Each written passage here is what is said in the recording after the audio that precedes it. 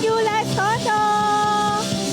Ngayong hapon na ito, we would like to acknowledge our first-timer. Pwede po ba nating palakpakan ang mga unang beses pa lang naka-attend dito sa ating simbahan. Welcome po sa pamilya ng New Life Tondo. At ngayon po ang pinaka-importanting bahagi ng hapon na ito. Kaya naman po tayo na po tayong lahat at sabay-sabay nating i-welcome ang ating tatay. Walang iba kung hindi si Pastor Herbie Castillo. Amen. Palakpakan po natin si Lord. Come on. Sige po. You may all be seated. Kanina pong umaga, we have been able again to serve the people. Nagkaroon po tayo ng dental mission. You know, ilang ngipin ang binunot? Ilan na nagpabunot? 63 nakatao po yung nagbigay natin ng libreng bunot. Tsaka mga legal consultations. Meron po tayong connected na mga abogado sa Integrated Bar of the Philippines and we were been able to help as many as we can kanina pong umaga, dito sa ating church. Di po natin, kasi nga limitado lang, so hindi natin ginawa for everybody dahil we need more time to do that. Pero you will notice that this church actually is really always caring for the poorest of the poor. Ang lahat po ng programa natin, may kinalaman po talaga kadalasan sa lahat ng mga hindi able. Kung hindi tuli, bunot, lahat ng pwedeng gawin. Lahat ng pwede natin pong iserve sa mga kapatid nating hindi afford yung makapagpabunot o hindi afford yung mga bagay na dapat pwede naman, but because of, unfortunately, walang pera, that's why we're here. Yun ang purpose ng church. Really to make sure to bring hope to the hopeless. Dahil ang buhay po hindi talaga hopeless. People just sometimes have no idea that there is hope available. Pag nalaman nilang may pag-asang available, doon nabubuhay ang tao sa pag-asang yon. And, by the way, itong pulpit na ito, bago po ito. Kasi dati natin pulpit, naisip kong iparaffle. Kaya, nung pastors, tuwa naman yung pastor na nakakuha, dahil may isang pastor na nirigaluhan tayo ng pulpit. Ito yung pulpit na yon. Nawala siya rito, hindi niya alam to, pero the Lord will bless him. The Lord will bless that person, in blessing us. But anyway, ngayon pong, I just got back from Mindanao, sa Lanao at saka sa Misamis City. Osamis City, Misamis Occidental. 300 na pastor, yung aking pong pinagsalitaan doon. At alam nyo, after what we did, after what they have heard sa service ng 3 araw, next year, ang gusto nila gawin sa pinakamalaking gymnasium. Doon, para i-gather yung mas marami, 1,000 taong gusto nilang makapakinig. So, they want us to go back doon sa Mindanao para gawin po yung mas malaking, baka kasama ko si Pastor Paul next year para po i-bless yung mga pastor natin doon, yung mga Christians, doon sa Mindanao. And maybe next year, together with the pastoral team, we will go naman sa North. You will see what kind of church you are part of. Na we are not actually hindi natin ini-intensyon na maging famous, but all we want is just make Jesus famous or making Jesus known. Yun lang naman ang gusto natin, i-preach palagi si Jesus sa iba-ibang part ng Pilipinas or ng mundo. And then the Lord's the one connecting us from different people. Basta ang puso mo nakakonekta sa heart ni Jesus, si Lord naman talaga yung magpo-provide. Tulad yung mga connections natin ngayon in helping the people, wala naman tayong pambayad lahat ng yan. Pero dahil kinoconnect natin sa heart ni Lord, yung heartbeat ni God, in this church, ang nagiging dahilan kung bakit nag-open up ang doors and windows para sa mga tao po. Kaya hindi natin talaga masyadong pinoproblema yung provisions. Hindi dahil, pag tinatanong ako, Pastor Herbie, siguro expenses nyo, milyon-milyon. Opo. Nasa isip nila, ay nako sigurado, yung mga member ni Pastor Herbie, milyonaryo at milyonarya. Amen? Ayan po. Mga milyonaryo at milyonarya, yung mga tao dito. And that's what we believe. But not with money, not in money. But I think, sa pag-ibig ng Panginoon. Sabi mo nga sa katabi, milyonarya ka pala, pautang nga. Minsan di natin nilang alam. Minsan, you just have no idea what riches you have. How rich you are actually. Sabi ng 2 Corinthians 8:9 yun. Though he is rich, became poor so that through his poverty, we might become rich. Sabi ni David, those who are weak, don't say I'm weak, but let them say I'm strong. Those who are poor, huwag mo na sabihin na mahirap ka, but let the poor say, I am rich. Sabi niya, let the redeemed of the Lord say it. Lahat daw ng mga tinutubos, kailan sinasabi mo? So malaking bagay po yung sinasabi natin, yung isang bagay sa buhay natin na gusto nating makita. Kung wala kayong pera, huwag mo nang sabihin. Minsan sa mukha mo palang obvious nang wala kang pera. Dahil nakasumangot ka. So huwag mong ipahalata. Huwag niyo ipahalatang wala kayong pera. Huwag niyo ipahalatang masama ang pakiramdam mo minsan. Huwag mong ipahalatang galit ka. Minsan, sometimes, sabi ni Smith Wigglesworth, sometimes you need to fake it till you make it. Minsan, kailangan mong fake it. Alam niyo, minsan wala tayo sa mood. Alam niyo ba na hindi naman ako dapat magpipreach ngayon si Pastor Jade ng 1st, 2nd, 3rd hanggang 4th. Siya ang nagpreach kaninang umaga hanggang mamaya pa dapat siya. But sometimes, merong something in you na talagang, no, I have to do this. Kasi ayoko mawala ng 2 linggo sa church. I feel like para bang napapabayaan ko yung tahanan ko, yung bahay ko, pagka maraming beses ako mawawala. And I don't want that. Kaya minsan, kahit hindi pagod, o kahit pagod, mukhang hindi pagod. Why? Alam nyo, sometimes for you to go on life, your commitment needs to be stronger than what you feel. Yung commitment mo dapat mas malakas sa nararamdaman mo. Kung kailangan mong i-fake, na parang ayaw mo na, pero kailangan mong pekein yung sarili mo na gusto mo pa rin, gawin mo. Gawin mo. Minsan relationship, tumatagal sa ganun. Nung una, parang natabangan ka na, nawala na. Pero because of the commitment, wala na yung emotions, but the decision still there, magwo-work, and emotions naman, come and go yan. Please, huwag kayong padaya sa nararamdaman nyo, ha? Emotions come and go. Minsan high yan, minsan low yan. Kaya lang tandaan nyo, when your emotions are high, your wisdom is low. Pag emotional ka, mababa ang wisdom. Kaya, huwag kayo masyadong magpaano sa nararamdaman. Mahalaga yan, importante, binigay ni Lord yan, pero don't depend on it. Just fake it sometimes. Sabi mo nga sa katabi mo, pekiin mo minsan. O dagdagan mo, sanay ka namang mameke. Sometimes you have to fake it, your feelings. Totoo, pastor, napaka-practical naman yan. Ganun talaga eh. Ganun talaga eh. But if you want verses, I can give you verse. Kaya malalayo tayo sa topic natin. But sometimes, you have to walk by faith. Not by sight, not by what you feel, not by what you hear. When you walk by faith, you're not walking by sight. When you walk by faith, you're not walking by what you are hearing. Naririnig mo, nararamdaman mo, pero by faith kasi, tinutuloy mo pa rin. Yung bang from glory to glory, the Lord is changing you. From faith to faith, from strength to strength. Para minsan, kahit ayaw mo na, tutuloy mo pa rin. And that's how we proceed in life. Ganun tayo magtutuloy-tuloy sa buhay na ito. Nagba-viral ngayon, no? Tandaan nyo, hindi lahat ng pastor, ganun, ha? May isang nagba-viral sa TikTok na isang pastora na grabing makakondem kasi. Grabe mga pinagsasabi niya doon sa kanyang member na umalis ng church. And then, lahat ng bash inabot niya. No wonder, kaya ang ating church, never kayong nakarinig ng condemnation sa church na ito. Because ang sentro ng mensahe natin, bukod kay Kristo, uplifting and practical. At sa atin, ang mahalaga, kaya naisip ko, kailangan ituro ko nga sa inyo itong topic natin na ito. Ang topic natin, ano ba talaga yung nais mo? Si Lord, what God really wants from us? Ano ba talaga ang gusto ng Diyos sa'yo? Specific. Ako rin, tatanungin ko kayo, tatanungin niyo ako, PH, ikaw PH, Pastor Herbie, ano ba talaga ang gusto mo sa amin?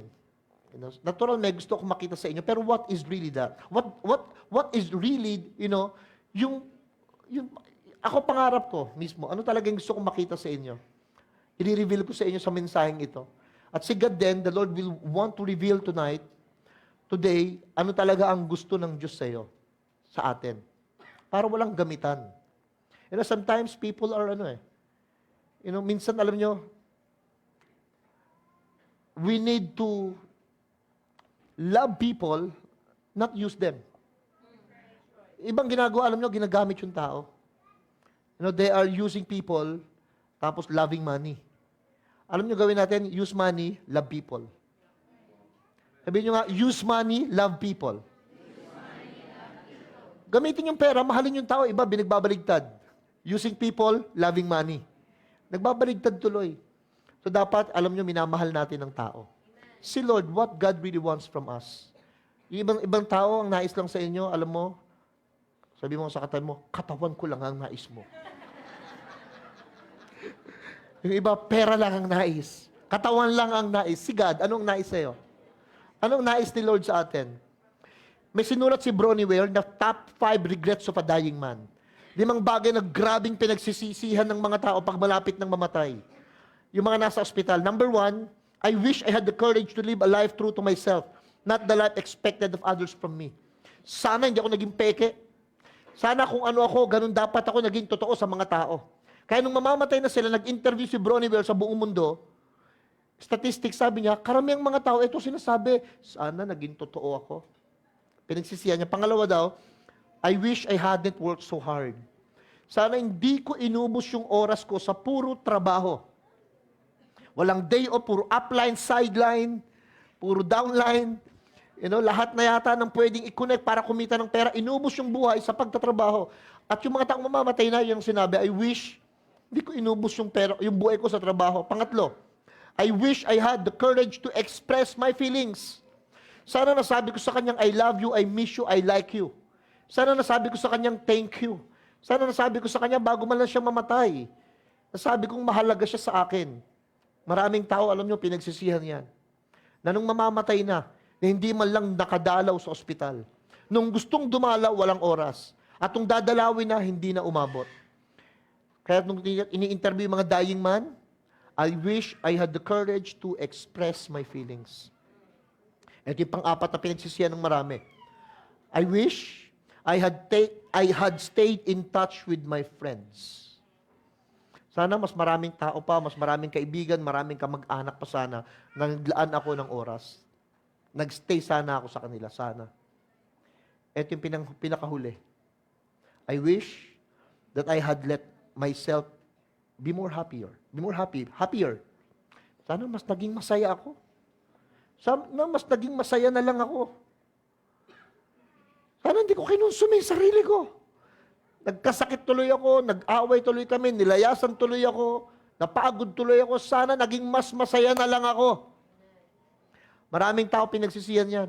Ba't nga ba hindi sila naging masaya? Naging mas masungit pa kaysa dati. Mas naging malungkutin pa yung buhay. Very important why. Yung mga tao, pinagsisisihan po yung mga bagay na yan. No wonder, sabi ng Romans chapter 12, verse 2, do not conform any longer to the pattern of this world, but be transformed by the renewing of your mind, para daw malaman natin, ma-test natin, we've been able to test what is approved, na will ni God. Ano yung good, ano yung pleasing, ano yung perfect will. Maraming tao kasi, yan usually ang gustong mangyari. Kaya sabi ni Lord, huwag kayo makikonform masyado sa the way people think.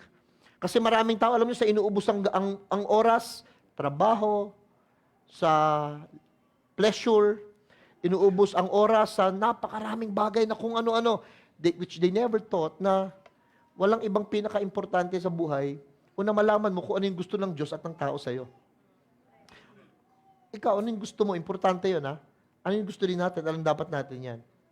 Dapat alam natin dahilan ba tayo nag-exist sa mundong ito. Dapat alam natin yon. You know, what do you believe you are on earth to do? Are you here actually to make money as possible? Gusto ba natin ubusin yung buhay natin para talaga lang kumita ng kumita? Doon ba natin talaga ubusin ito? Or are we here to have a care for the family? Hindi masama lahat ng sinasabi ko, ha? Okay lang lahat yan. Pero yung ba talaga yung major reason na inuubos na natin para sa pamilya? Kasi madalas narinig ko ganito para sa pamilya ko naman yung ginagawa ko Para sa pamilya ko ito Kaya ako bumabangon para sa, yung ba yung talagang buong buhay mo? Na may mga tao na pabayaan na yung sarili kasi para sa pamilya, sa kamag-anak, may pinapaaral, may pinapalaki, may pinagagamot. Naubos na doon. Or are you here to become famous? Ibang tao parang yun yata naubos yung oras, kaka-TikTok. Makakuha lang ng maraming follower, viewers. Para bang they are here to be famous, para maging sikat.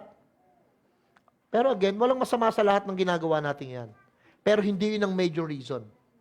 But Tayo, alam natin, inaasahan natin sa Diyos eh. Umaasa tayong pagagalingin, ililigtas, poproteksyonan, mamahalin. Lahat ng mabuting bagay, ine-expect natin sa Diyos na gawin sa atin. Pero tayo, natanong ba natin, pero ikaw, Lord, ano ine-expect mo sa amin? We know what we want from God. Pero natanong nyo ba, pero nga Lord, ikaw ba, ano ba ang gusto mo sa akin personally? Sa amin, ano gusto mo sa church? Ano ba talaga nire-require? Kaya huwag kayo magpapapaniwala sa mga sasabihin ng mga taong standards, requirements for you. May ibibigay akong specific na mismong sure ako na ito talaga ang unang-unang gusto ng Diyos sa'yo. Why? Ang nakakalito po sa Christian life, alam mo kung ano? Ang nakakalito sa Christian life, yung ma-ignore mo yung simple truth. Ano ba yung simple truth? That God is more interested in building your character than your career.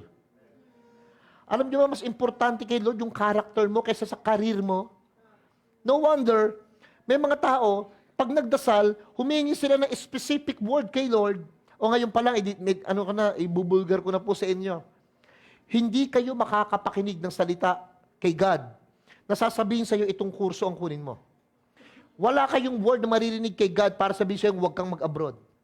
Walang maririnig kayong boses kay iba kasi lahat ini-spiritualize naman kasi nung marami. Lalo pag ibang mga pastor, pag sasabi, alam mo, pag-pray natin yan kay God. Tinatanong mo lang naman, Lord, magre-resign ba ako? Hindi. Pag-pray natin yan kay God. Di ba? Totoo naman, pag-pray, walang masama. Pero, if you don't spiritualize everything, minsan sasabihin sa ni Lord, hindi yun eh. Alam niyo ba si Lord, bihira na lang magsasalita? Pag nagsalita si Lord audibly sa'yo, sobrang special mo, grabe yun. Sobrang special mo kasi lahat ng sasabihin ni Lord, sinulat niya sa kanyang word. Dapat hindi mag-over dito, hindi lumagpas dito. Kailangan match pa rin dito. Hindi ko kontra sa salita ng Diyos niya in the Bible been written down. Kung magsasalita si Lord, hindi niya masyadong sasabihin sa iyo audibly. Yung iba yata, nakakarinig sila ng salita ng Diyos sa labas. Pag may naririnig kayong boses sa labas ng ulo nyo, pa-check up ka na. Nakakarinig ka na ng boses. Why? Magsasalita si Lord, kung magsasalita man siya, in your heart, in your spirit. Kaya lang, ini-spiritualize masyado ng tao, nakala mo ba, magsasalita si Lord. Let me tell you straight, hindi po. Dahil kung ano man ang piliin yung career, okay lang kay Lord. Kung sino mang tao ang piliin nyo, okay lang kay Lord. Kaso kailangan mo lang talagang maging maingat sa mga decision making. That's why you have confirmation, we have pastors, we have guidance, we have practical truth, philosophy, beliefs, we have neurons in our brain to think. Kaya, huwag niyo masyadong kantahin yung ikaw ang bigay ng may kapal. Kasi pag nag-aaway na kayo, makapal na ang tingin mo sa kanya. Sisisihin mo na ang Diyos dahil ang may kapal ang nagbigay eh. Sa totoong pinili mo yon. Pinili mo yung taong yon. I don't want to sound spiritual today, but to become more practical. Why? Bakit po? Bakit? Ano naman kung piliin ng Lord yung anuman mga karir sa buhay natin? Pag hindi nangyayari, nasisisi natin ang Diyos eh. Dahil hindi maganda yung nangyari, si Lord may bigay. Yung taong hiniling mo, nang binigay ni Lord, tapos hindi naging magandang nangyari, si Lord nagbigay. Ang importante kay Lord, character. Why? Why? Alam niyo kung bakit? Because whatever you do, wherever you go, ang importante sa Kanya, Christ-like manner. Kahit anong trabaho ka mapunta, ang mahalaga sa Kanya, maging katulad ka ni Kristo sa lugar na yun, mabe-bless ka pa rin. Kahit anong bansa, kung ang magiging pagkatao natin, magiging katulad ni Kristo, kahit saang bansa tayo, kaya kang i-prosper ni Lord. So ang importante, character. Why? Because, look at this, you will bring your character into eternity, not your career. Ang dadalhin tayo sa eternity, yung character natin. Baka iniisip natin, mapagmamalaki natin yung ating mga posisyon, trabaho pagdating sa langit. Baka iniisip natin na kung doktor ka, abogado ka, or presidente, senador, congressman, or iniisip po natin na talagang masyado kang kinilala, respected here, tapos you can use that in eternity, wala nang ganon. Paano kakailangan ng doktor? Walang magkakasakit doon. Paano kakailangan ng engineer? Wala namang maitatayo ng mga bahay doon. Si Lord ang nagpatayo ng bahay para sa atin. So wala na ipagmamalaki lahat ng bagay na meron tayong pinili nating mga karera sa buhay na ito. Pero ang may kinalaman pa rin, paano tayo nabuhay sa mundong ito? Paano natin nirespeto, minahal, pinatawad yung mga tao, inunawa? Paano natin binigyan, niyakap, yung mga ayaw yakapin ng mundo? Paano natin pinagtiwalaan ng isa't isa? That matters. That matters. Paano mo binigyan yung mga taong gutom? Pinainom ng tubig. Wow, kasabi ni Lord, whatever you do unto these people, you are doing it unto me. Pag nagugutom, pinakain mo, nauuhaw, pinainom mo, nabilanggo, dinalo mo, sabi niya, when you are doing that to Jesus as well. So may kinalaman talaga yung ating pong pagkatao. Why? Interesado si Lord sa kung sino ka kaysa sa ginagawa mo. In who you are, not in what you do. Alam niyo ba ano tawag sa atin? Sabihin niyo nga, human being. Hindi human doing. Being is more important than doing. Mas mahalaga yung human being. Mas mahalaga yung pagkatao mo. Mas mahalaga kay Lord yan. Sabi in Ephesians chapter 2 verse 8 to 9, for it is by grace you have been saved through faith. This is not from yourselves. It is the gift of God, not by works, so that no one can boast. Para daw walang magyayabang, walang magmamalaki, na naging mabait ako, kaya ako na-save, naging masunurin ako, kaya sabi niya, this is a gift. Pag sinabing gift, hindi reward yung pinaghirapan mo, gantimpala, pero yung binigay sa'yo, regalo, na wala kang kinalaman. Hindi sa kabaitan, kasipagan mo, it's a gift from God. And that gift from God, actually, kay Lord, importante. Yes, we are created for worship. Pero what kind of worship?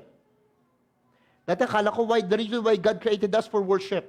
Pero yung worship na tinutukoy sa New Testament, Old Testament, hindi naman singing Baka akala nyo ang worship singing lang. Hindi po.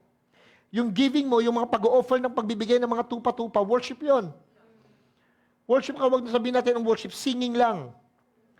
Pero may isang saktong verse kung bakit tayo nabubuhay. Ephesians 2:10, ay nakalagay, we are God's workmanship, created in Christ to do good works.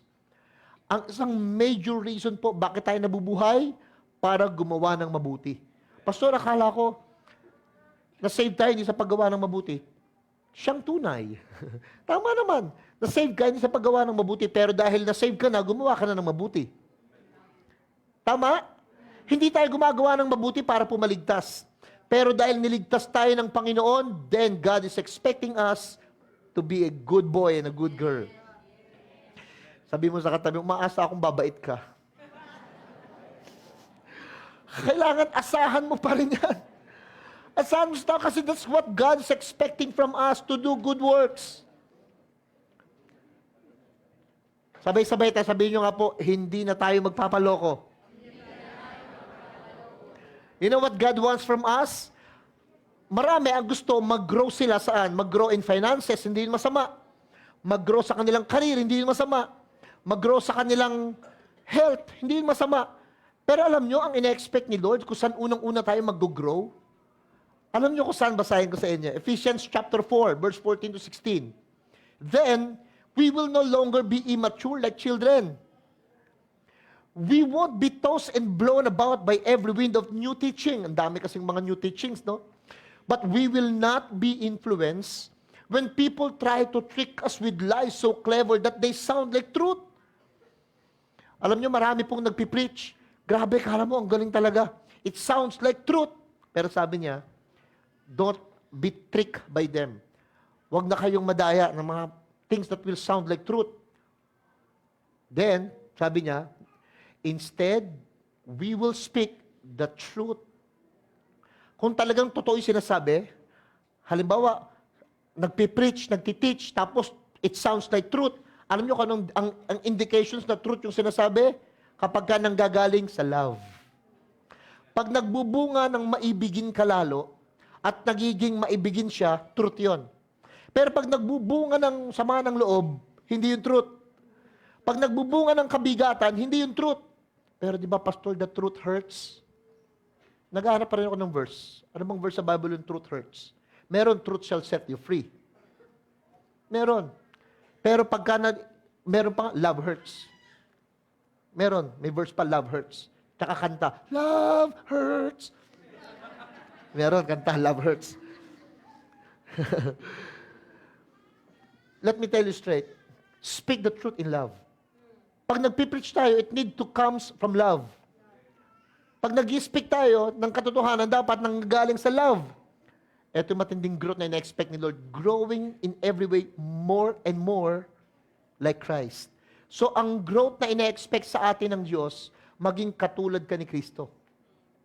Ang ina-expect sa atin ng growth ni Lord, teka, paano bang ano?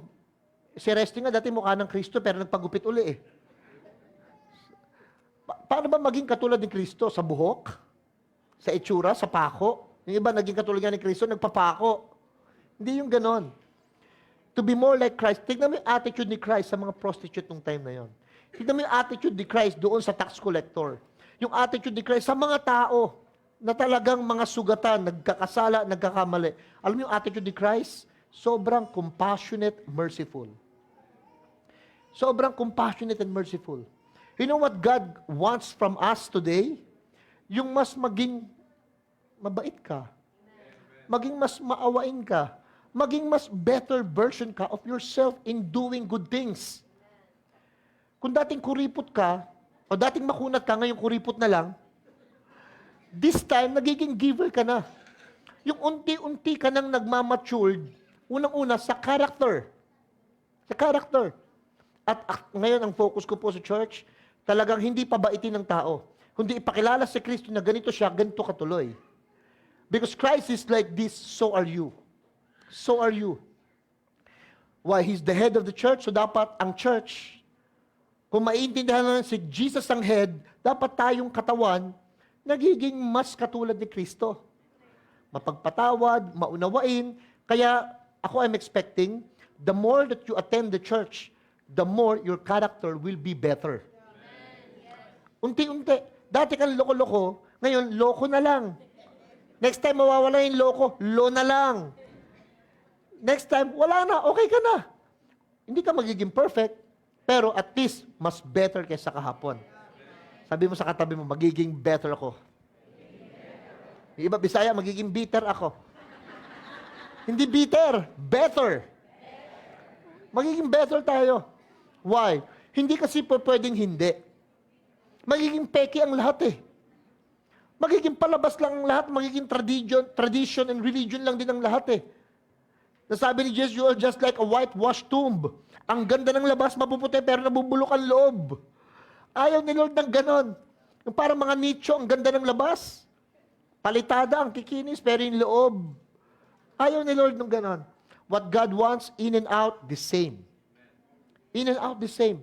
Dapat kung ano ako sa pulpit preaching right now, ganun din ako sa bahay. Hindi pa pwedeng publicly successful, dying privately. Heaven in church, hell at home. Ang sagwa nun. Pangit tignan. Pangit tignan. Yung iba, alam nyo, they live a life of ministry. Yung bang nabubuhay para mag-ministry. Hindi yun ang dahilan ba't tayo nabubuhay. You know what's the best way to live a life? A life of love. Life of love, not life of ministry. Kaya marami mga Christians na frustrate, na stress, na burnout. Why? Kala nila nabubuhay sila para mag-ministry. Kaya sa tandaan niyo po sa atin, alam ng mga leaders ito, ang ministry natin, response. Hindi obligasyon, hindi para ma-bless. Kung bakit tayo nandito, nagre-response lang tayo. Sobrang kahit anong kapalpakan mo, grabing magmahal si Lord. Pinatawad ka, minahal ka, inuunawa ka, pinoproteksyonan ka. So ang response mo, Lord, I want to serve. I want to respond. Gusto kong mag-respond sa ministry. Kaya hindi life of ministry, life of love. Anong verse, Pastor? Ephesians chapter 5, verse 1 and 2. Be imitators of God. Therefore, dearly loved children, live a life of love. Hindi a life of ministry. A life of love. Kaya kung halimbawa wala po kayo sa church, sa totoo lang, halimbawa hindi kayo nakaka-attend, sa akin, andito ba si Ryan kanina? Ay, natakbang ka ng sinumpang poste. Nakapunta ng Mindanao, may mga poste pa rin eh. Pwede kong patanggal yan, kaya lang laglag sa atin yung building. Yan ba si Ryan? Sabi ko kay Ryan, Kuya, 5 months na ako din. Bro, it's not about attending, it's about feeding and relationship. Minsan absent kayo sa church. Walang problema doon. Wala naman nag-check sa atin ng ganun eh. Kaya lang mahalaga yung relationship that we have. Ang mahalaga, may feeding pa din. Yung bang nakakakain ka pa rin, nakakakunik ka pa rin, may online naman. Sa akin, that's what matters. Why? For me, leadership is relationship. Ministry is response. Ang ministry natin, response. Kung makakapunta kayo, praise God. Kung di kayo makakapunta, praise God. Walang problema. Kayo na nga lang magsaserve, choosy pa ba si Pastor Herbie? Ang ministry po natin, una, mahalaga, puso. Hindi pawis. Puso. Mas mahalaga sa ministry, una, yung relationship.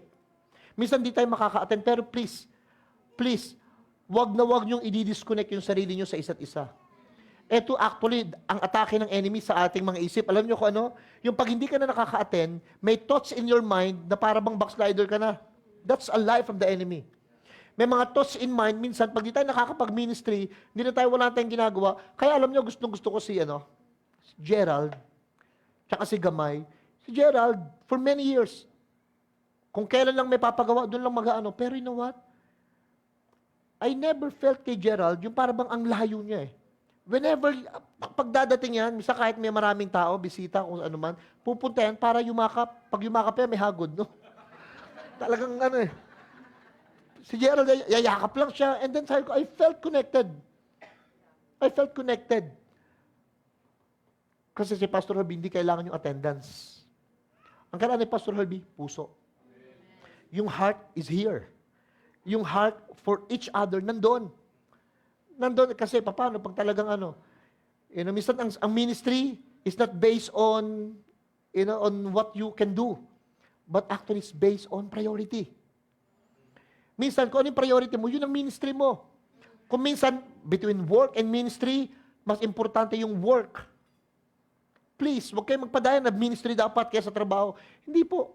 May ministry ka, wala ka naman pangkain, mamamatay din kayo. So mag-work muna. Work muna between ministry. Why? Because your family is your ministry. Your family is your ministry. Mahalaga yon. Hindi kailangan ni Lord ng sacrifice. Alam niyo ba, maraming taong ituturo sa atin, kailangan magsakripisyo. Ang Diyos ang nagsakripisyo sa atin. Iba ang gagawin, mamatay ka para sa Diyos. Ang Diyos nga ang namatay para sa atin eh. Yun ang ginagawa ng religion minsan sa isip natin. Na they are trying to always prove themselves. Alam niyo isang bagay na natutunan ko ngayon? Nung nandun ako sa Mindanao, the Lord dropped something very powerful philosophy principle in my life. Ito yung natutunan ko ngayon. Never ever try to prove yourself to God and people. As simple as that. Simula ngayon, alam nyo, hindi ko napatutunayan yung sarili ko sa Diyos. Kilala ka naman niya. Alam nyo ba kilala kayo ng Diyos? So please don't try to prove yourself to Him. Lord magbibigay ako para mabless mo Lord, promise Lord, magsiserve ako sa iyo, makapag-abroad lang ako. Si Lord niya natatawa, narinig ko na yan. Mga kayo, wag na. Just fall in love with Jesus. That's it. Yun lang, you don't need to prove yourself. Lalong don't try to prove yourself on people. Why? Manlalaki ka, manliliit ka. Yayabang ka, or may insecure ka. Don't try to prove yourself on people. You don't need to prove yourself on people. Wag na. Kaya, alam mo, meron ko isang spiritual son sa Mindanao, yung New Life Iligan, talagang una, nagkanda ospital siya, na-stress, yung pastor na ito. Why? Kasi gusto niya talagang palakihin ng church. Gusto talagang dumami ang member ng church. Nung dumating ko, sabi ko, Nak, will you please stop that? Why? Gusto mo lang lumaki ang church, diretso Tatay Gusto mo lang lumaki ang church para magmukha kang successful. Sa'yo pa rin ang nun. Kaya gusto mo lumaki ang church kasi para nga naman may nakita ng mga tao, magaling tong pastor Kasi lumaki yung church Pero hindi yan. Ang maging goal mo, alam mo, just enjoy kung ilang kayong pirasong nandyan. Magmahalan lang kayo, irespeto yung isa't isa, mag-serve kayo, and then lalaki. Ganun naman nangyari sa atin Tayo-tayo lang naman noon, di ba? We just fall in love with one another, serving one another, lumaki ng lumaki. Di naman ating goal na magpalaki ng church. Ang goal natin, alam nyo kung paramihan tayo ng mamahalin. Sabi mo sa katabi, paramihan tayo ng mamahalin. Yung may asawa yata nakakita, may mahal na ako isa, mukhang kailangan kong dalawang mamahalin kung konyat ang kaya kita. Hindi yon. Pag sabi kong paramihan ng mama, ibang mga ano, may mahal na ako isa, pwede pang dumalawa. Nakita ko yung mga mata, biglang nagkaroon ng parang ano eh. Yung iba, dollar sign, yung iba naging ting, ibang ano eh. But to live a life na so simple, live a life of love. Alam nyo, nag-gets ito ni David. Nung magdasal si David, na-record sa Bible, ang ganda. Ang prayer niya, na-realize niya, hindi penance, hindi penitensya, hindi sakripisyo, hindi mga pagpapatunay sa sarili na kailangan kong gawin ito, pakita ko kay Pastor Herbie, pakita ko sa Diyos, na ganito, don't try to prove yourself on God. Alam mo kung anong gusto ni Lord? Tingnan niyo yung verse. Ang ganda nito. Micah 6, verse 7 to 8. Should we offer Him thousands of rams and 10,000 rivers of olive oil? Ibig sabihin, kailangan ba talaga magsakripisyo ng mga ganyan kung ano-ano? Pwede i-convert yan sa pera, sa ministry, sa service. Ito matindi. Should we sacrifice our firstborn children to pay for our sins? Para ba mabless kami, mapatawad sa kasalanan, maging okay ang feelings? Kailangan ba namin mag-offer pa ng ganyan to pay for our sins? Kahit anak ibibigay, kailangan pa ba? Tignan yung susunod. No! Hindi! Ang kailangan doon, hindi sakripisyo. Ang kailangan ni Lord, the Lord has told you what is good. And this is what He requires of you. Ano lang daw yun? Do what is right. 3. Love mercy, walk humbly. Alam niyo kung anong gusto sa inyo ni Lord? Hindi sakripisyo. Ang gusto sa inyo ni Lord, gawin mo lang yung tama. Okay? Do what is right. Mahalin niyo yung awa. Maging mapagpakumbaba. Huwag lang mayabang. Mahalin yung mga tao, laging may awa sa puso. Hindi kaya niya naman nagawa yan, may pinagdadaanan lang siya. Tapos maging straight lang. Gawin mo lang kung ano yung tama sa mga tao, nararapat sa mga tao. Do what is right, love mercy, walk humbly. That's it. That's what God needs from us. Yun lang nire-require niya. Yun lang. Yun lang. Sabi sa Psalms 51, 16 to 17, sa The Passion Translation, the source of your pleasure is not in my performance. Ang tindi nun. Yung iba, kung makaperform, wagas. Kung makasumbat tuloy din, sagad. Grabe rin naman sila makasumbat. Kasi ang dami nilang ginagawa, ang dami ng ganito, ang ganyan. Kaya sabi ni Lord, the source of my pleasure is not in my performance, or the source I might offer to you. Hindi raw sakripisyong ino-offer kay God, oras, pera, pangangaral, at kung ano-ano. Hindi rin sa performance. Ano, gusto niya. Next.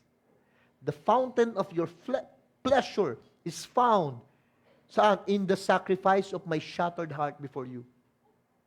And you will not despise my tenderness as I bow down humbly at your feet.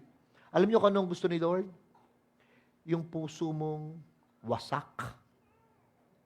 Yung puso mong broken. Yung puso mo na nangangailangan, na ang need lang niya si Lord. Yun daw ang gusto ni Lord.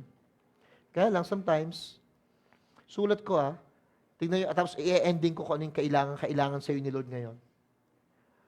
Number one thing that God wants from you, not your time, not your money, not your performance, not your service, not your sacrifices, but God wants our regrets. Yung top 5 na pinagsisihan ng mundo, alam niyo ba, gusto ng Diyos kunin sa iyo. Kung saan man po kayo nagsisisi ngayon, mga pinagsisisihan niyo, ba't di ko nagawa, ba't di ko nasabi, ba't di ko ba naisip yon, ba't di ko ba naibigay, ba't di ko ba napuntahan, ba't di ko ba lahat ng regrets na yan. Yung iba nang hihinayang siguro, ba't di ko man lang nabisita yung anak ko? Ba't di ko man lang napuntahan yung nanay ko? Ba't di ko man lang nabigyan ng bulaklak kahit chicharon? Ba't di ko man lang yung lalaki one time, alam nyo, kahit kailan di niya pinagbuksan ng pinto yung asawa niyang babae. Kada dadating asawa, may dalang bayong na may gulay, pangkakatok pa yung paa. Tapos walang bumubukas ng pinto, bababa niya na, bubuksan, iikot yung door na pag-ikot niya yung asawang lalaki, nakataas papaan, nanonood ng basketball. Di man lang niya pagbuksan yung asawa niya. Namatay yung asawa. Pagkaratay sa balig ng karamdaman, ikinamatay niya. Nung ililibing na ipapasok ni Ataol, isasakay sa karo ng kotse. Paghawak niya, sabi nung pare, Mister, pakibukas yung pintuan ng kotse. Hinawakan niya yung pintuan ng kotse.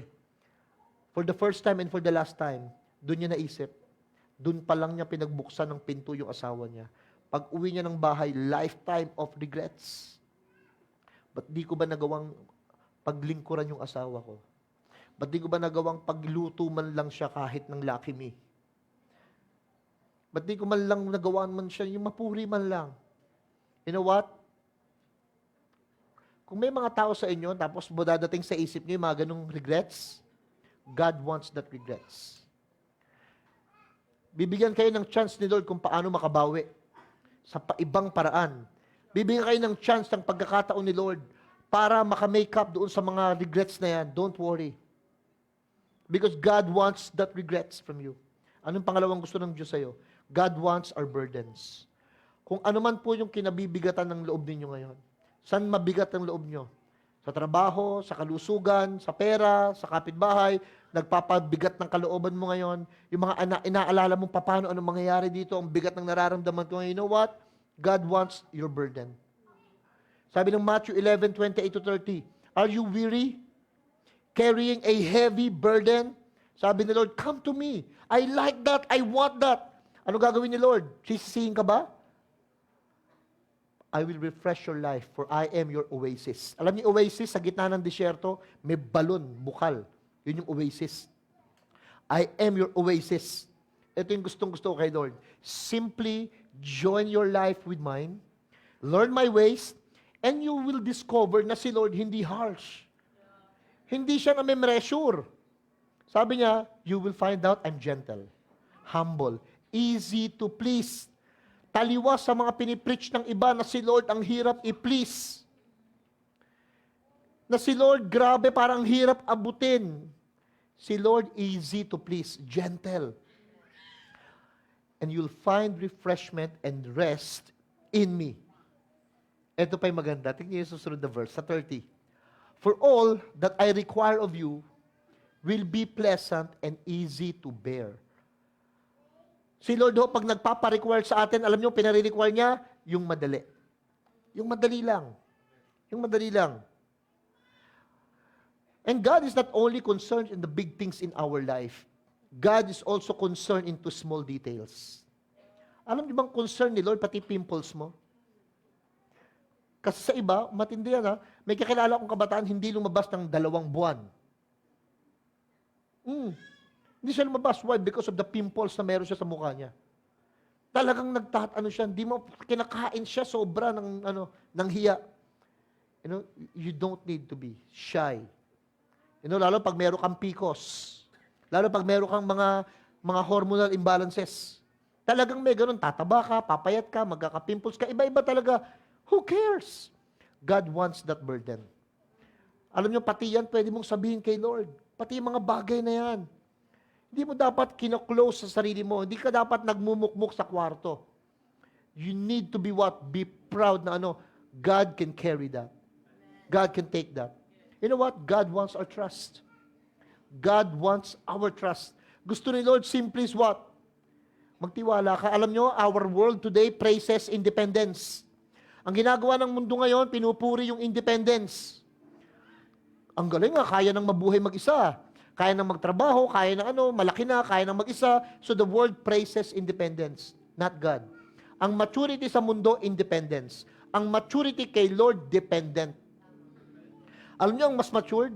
Alam niyo sa mga nanay, nakakatuwa? Especially with our culture as a Filipino, ang maganda, yung mga tatay o yung mga anak, maganda kapag close pa rin sila sa kanilang mga magulang.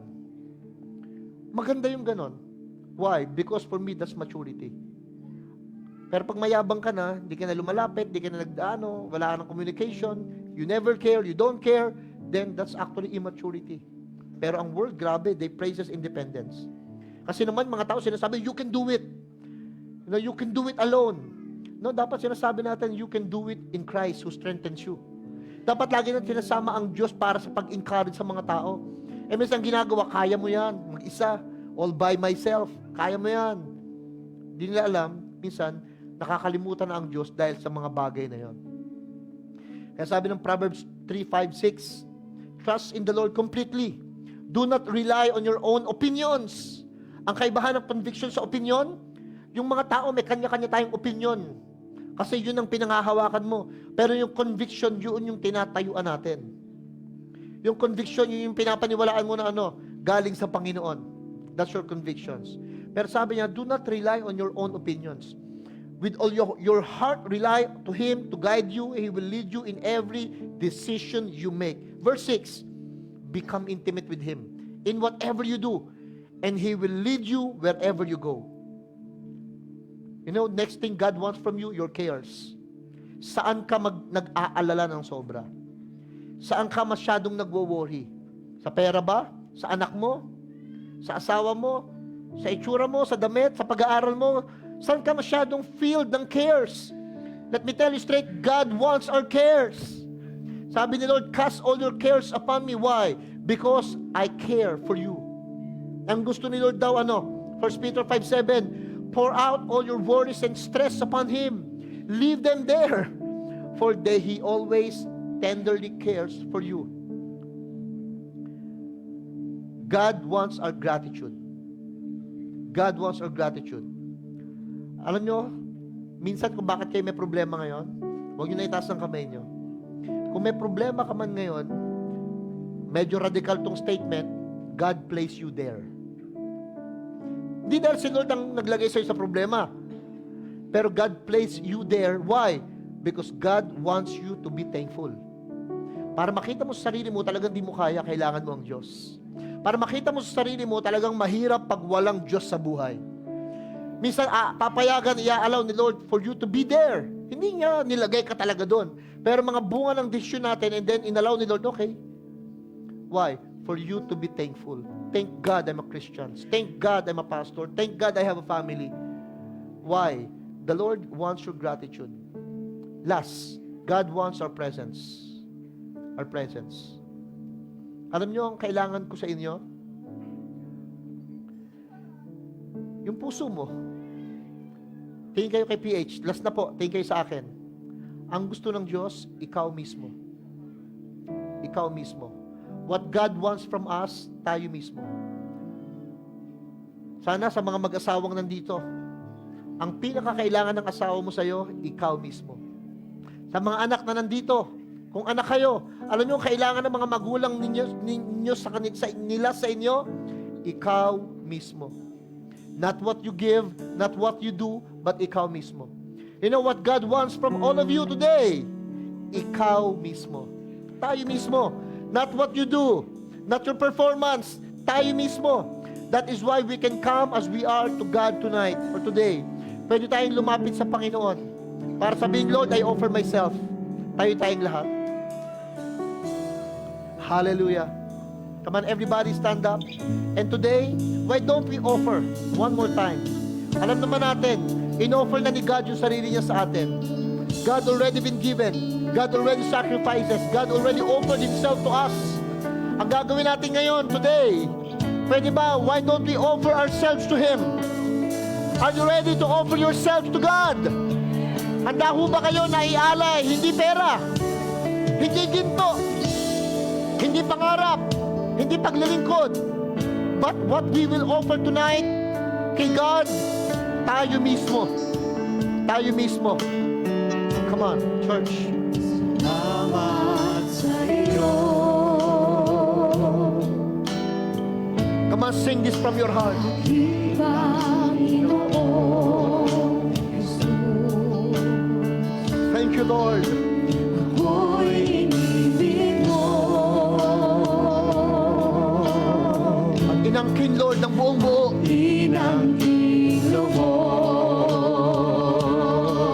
Sabay-sabay po tayo. Ang tanging alay ko sa iyo aking Ama ay buong buhay ko, puso at kaluluwa, hindi makayanan mapagkaloob, Mamahalin hiyas, di gintong nilugod ang aking dalangin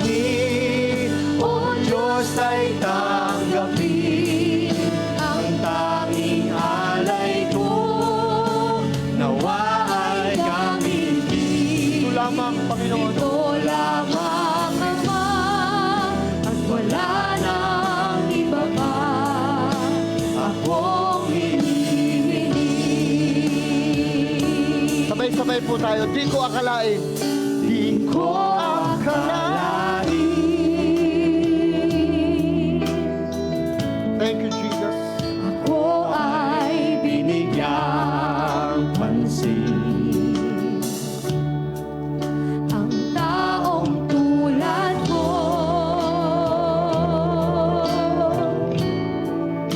di dapat mahalin. Pero minahal pa rin tayo ng Panginoon. Kahit di tayo karapat-dapat. Ang tanging alay ko sa'yo, aking Ama, ay buong buhay ko, puso at kaluluwa. Hindi makaya na makipagkaloob. Mamahalin niya. Mamahalin niyan, di gintong nilungkot ang tanging dalangin. O Diyos ay tanggapin ang tanging alay ko, nawa ay gamitin. Ito lamang, Ama, at wala nang iba pa akong hinihiling. Hallelujah. Today, the Lord wants you. Ikaw mismo. Every head bow and eyes closed. Panginoon, sa oras mong ito, whatever cares, burdens, problems, Lord, na meron kami, binibigay namin sa iyong lahat. Anumang mga problema, yung mga pinagdaanan itong mga nakaraan, Lord, kasama namin, Lord, with the broken hearts, failing dreams, mga mga expectations na hindi na kami nakuha, mga burdens, mga cares, mistakes, shortcomings, fallings, lahat ng ito, Panginoon, we offer it to you, Jesus. Because that burdens, that presence, that thankfulness, yun mismo kami, Lord. Yun yung pagkatao namin eh. Yun po yung kabuuan ng bawat isang narito ngayon, Lord. Our life are filled with burdens, with cares, with worries, filled sometimes with fears. But at the same time, with thankfulness, this is the totality, Lord, of who we are. Ito yung kabuuan namin, Panginoon. And this is what you want. Not our pretensions, not our strength, Lord, but you want our weaknesses. Not our perfections, but you want, Lord, our imperfections.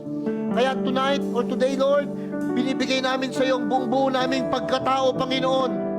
Lahat ng aming mga problema, lahat ng aming mga dalangin, lahat ng aming mga dinadasal, Panginoon, araw-araw. Pati yung mga hirap sa buhay, pati yung mga hinanakit sa buhay, pati, Lord, yung mga worries sa mga anak, worries sa negosyo, pati yung worries sa kalusugan. Lahat yan, Lord, we are offering it to you, Lord, because this is what you want. Kami mismo, walang pagpapanggap, yung buo naming pagkatao. This is what you want, Jesus. That's why we offer to you, Lord. We offer to you, Jesus, everything. Problema sa marital, problema, Panginoon, maging sa kanyang katawan, Lord, sa kanyang kidney, even this, Lord, abnormality sa pag-ihi, we offer this to you, Lord. Pati, Panginoon, yung sprain pagka yung sa paa, masakit na paa, na sprain na papilok, even this, Lord. At saka yung pagpapalpitate ng puso, Panginoon, yung mabilis na pagtibok ng puso sa gabi na nagkukos, Lord, ng anxiousness, ng hindi pagtulog. Even this, Lord, we offer it to you. Worry sa kanyang future. Worried siya sa kanyang future. Masyado niyang inaalala yung bukas. Paano mangyayari? Whatever is that, Lord, today, we offer to you, Father God. We offer to you our life, Lord, today.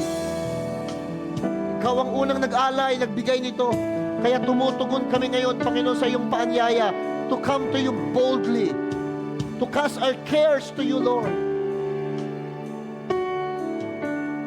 Sa mga mag-asawa, maghawak ng kamay, Lord, today, we even offer to you, Lord, these relationships. These relationships. May mga salitang hindi masabi. May mga thoughts in mind na hindi masabi, hindi ma-communicate. But today, we cast all our cares to you. Our thoughts, our opinion, Lord. Our observations. And this relationship, Lord. Also.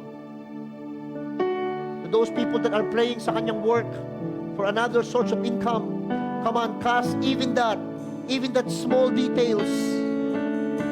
Cast it all to Jesus today. As part of you. As part of the totality of yourself.